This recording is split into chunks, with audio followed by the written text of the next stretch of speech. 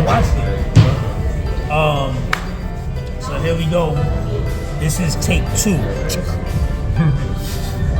Let's talk about it, NYC. Yeah, so welcome back, family. I'm not sure where we left off last time we were here, but we back again with another one. Food for thought, things that make you go, And yeah, so tell me about that book you were reading. What's the name of it again? We got 12 Rules to Live By, Mr. Jordan Peterson. Okay. Tell me a little bit about Jordan Peterson.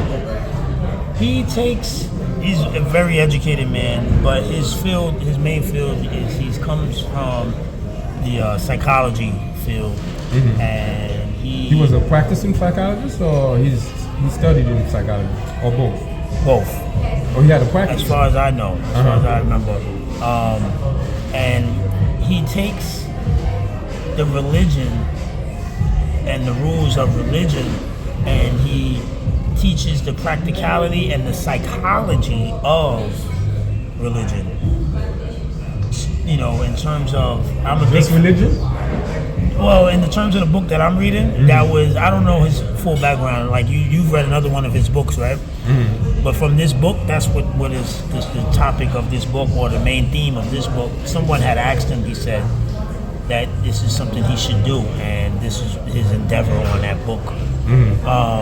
And I can identify with that because I believe that religion is the first way man has been able to continue and maintain community, which is important for our very survival.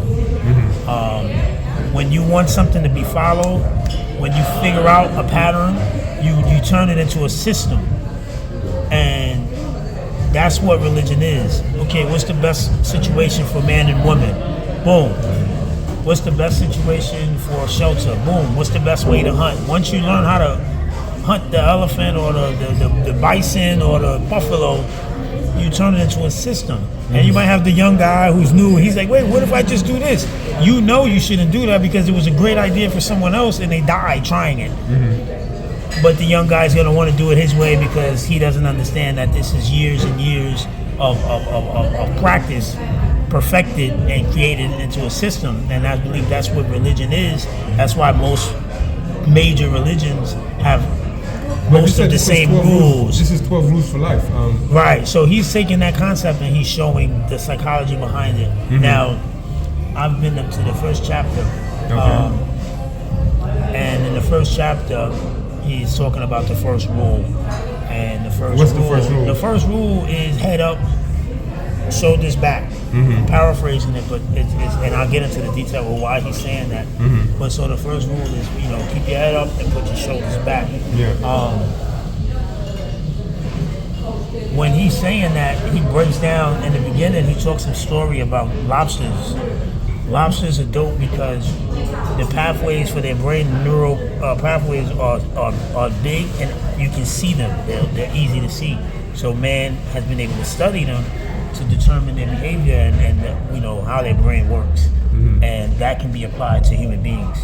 So one of the things about crabs, just like any other animal, crabs or lobsters? Crabs. I'm sorry. He jokes about lobsters. So, but and then if you actually it's lobsters, not crabs.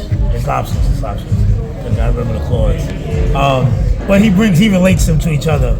But one of the things about them is they're very territorial, right? So they actually shed. A lot of people don't know that. So there's a vulnerable part of their life where they're vulnerable. And when that happens, they have to go under like rocks or what have you before the shell comes back. They have to scavenge the land. So they spend a lot of time doing that, and they need an area where they're going to be able to scavenge the land and do what they do. So they're territorial. And he uses that story to show you what happens in terms of them being territorial, right? What's going on in their brain, right? One of the things is that when they meet each other, because they're competing for this space, they look and they're wired to do things that are not harmful in the beginning. So there's like, let's say there's 3 stages. So the first stage would be, let's say, like a dance, an intimidating dance, and they spit out a chemical. When they spit this chemical out, the other lobster or crab is able to gauge the health of the other one, right? So they're letting you know, listen, I'm healthy. So usually at this point in the phase 1, the one that is deemed to be less healthy leaves, because it's not going to be conducive. All right, I lost. Now, let's say that they're a little more matched on that area. Then they go to a phase 2, and the phase 2 would be the threat of violence. And this is where the claws come in. And usually the one with the biggest claws wins this dance. So the one with the little claws, they basically can understand that those claws are bigger. All right, I'm out of here. The third phase, the reason why it's avoided is because the third phase is actual combat. And guess what? Both are gonna get hurt. So usually, even when you win this in this stage, you're permanently hurt, right?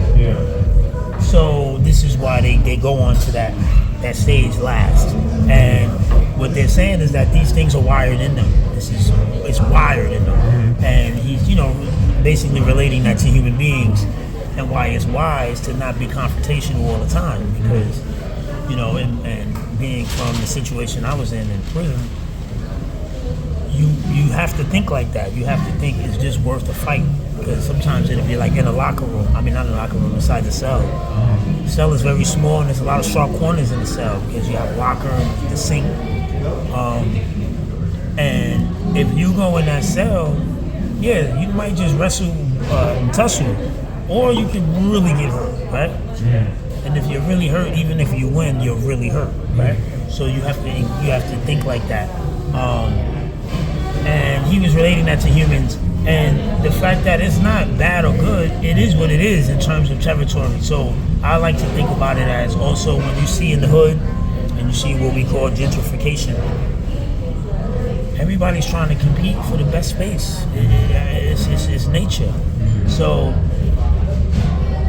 the goal is to do it in a way that's not going to damage you, right? So you can come and put a gun to everybody's head and be like, get up out of here, and then everybody's going to fight and there's a war and people die. Or you could do it where you say, listen, this is going to be based on credit, which is a more harmless way of dominating. So you don't, you don't take it personal. You understand that you're in a competitive world, and you figure out the best way to compete. It turns out that when the lobster loses, right, this is deep. The one that loses one time is more likely to lose every time. The one that wins one time is more likely to win every time. When they get defeated, right, their brain, in so many words, their brain shuts down and reboots and is built in a whole nother way. So this is why it's hard to take an oppressed person and turn them into something else, because their brain has been developed into that person. The same way, like when I broke up with my ex-fiance, I was devastated, and it literally took me years to get over it. And then he's saying that some people never come back from that, from a ultimate defeat. Some people never come back. We've seen Tyson. Once Tyson started losing, that was it. It was over. It was over. So this is good to know about yourself. And that's why he goes to that first rule. And that first rule is the number one thing that humans have, and that keeps us, is our thing is, because we don't have claws, we don't have fangs really, right? Is confidence. Our confidence is what keeps us. Our confidence is what allows us to go into the arena highly competitive. So when he says that first rule was to keep your head up and keep your shoulders back, is keep that confidence in yourself. Build that. We need to have mantras. We need to have vision boards. We need to continually tell ourselves who we are. The same way the pastor was talking about it today, when he said every day you wake up, you got to remember you're white as snow. You're clean. Shame and guilt is out the window. You've been forgiven. You have to wake up with that confidence of who you are as a new person. You have to wake up with that confidence of knowing that you're a child of God, not by choice. That's who you are. Period. So you walk in that. And you need to be reminded of that, because that's going to dictate whether you win or lose. And remember, most of the time, big failures, people don't bounce back. So you got to watch. You got to preserve yourself from being defeated. You know. What do you take on that? What's your take on that?